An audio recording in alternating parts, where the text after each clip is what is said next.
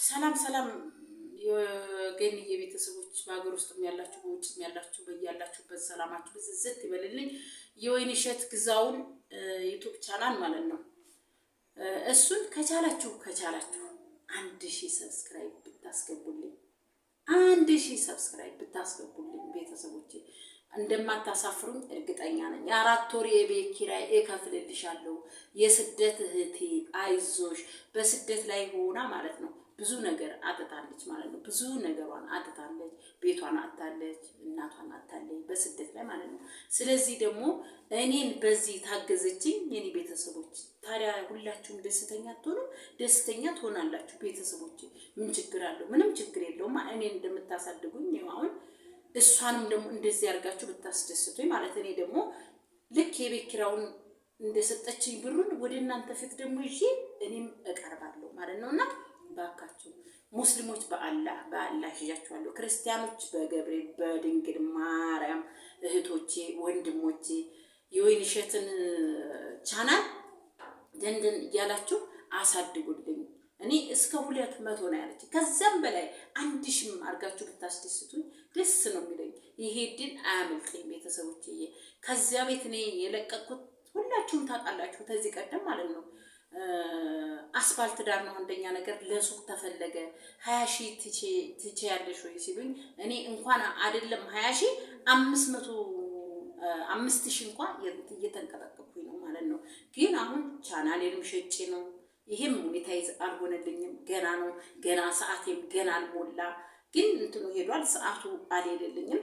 ቪዲዮንም እየከፈታችሁ አጫውቱልኝ ቶሎ ብሎ ደግሞ ሞኔታይዝ እንዲሆንልኝ እጅግ በጣም አሪፍ ያመሰግናለሁ። ቪው ብቻ በጣም ሄዶልኛል ቪው ማለት ነው። ግን ሰዓቱ የለም። ይሄን ያክል ሰው ይወደኛል ብዬ አስቤውም አላቅም። ማርያም ነው ማለት አስቤውም አላቅምና 1 ወር ምናምን ሆኖኛል። እጅግ በጣም አድርጌ አመሰግናለሁ።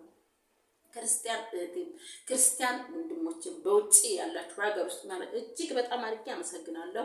ሙስሊም እህቴም ሙስሊም ወንድሜም እጅግ በጣም አድርጌ በአላህ አመሰግናችኋለሁ። ስለዚህ ደግሞ አሁን የምማጸናችሁ በቃ እኔ ሰርቼ መለወጥ እፈልጋለሁ። በቃ መስራት እፈልጋለሁ። የቤት ኪራይ መጣብኝ ብዬ መጨናነቅ አልፈልግም ቤተሰቦችዬ። አሁን ደግሞ እሷ እኔ የምችለው በስደት ቤቴን ፈርሶብኛል ምንም ፈርሶብኛል ብላለች እና እንደዚህ ወደፊትም ስንመጣ አብረን እንሰራለን አላለች። እሱ እግዚአብሔር ነው የሚያውቀው። ችግር የለም እና ስደት ላይ ሆኖ ብዙ ነገር የሚያስከፋ ነገር አለ። ስደትን መስራት ብዙ ነገር የሚያስከፋ ስደት ሀገር መከራን ስትሰሙ በጣም ይከፋል። ጮኻችሁ እንደልባችሁ እንኳን ሀዘናችሁን አታወጡትም። ግን በሀገር ላይ ምንም ቢሆን ደስታም ቢሆን ሀዘንም ቢሆን በሀገር ላይ ነው። እኔ ያ ሁሉ ደርሶብኝ ሀገሬ ላይ ለምኜ ጥሬ ቆርጥሜ እበላለሁ ብዬ 4 ዓመት ሆኖኛል ማለት ነው።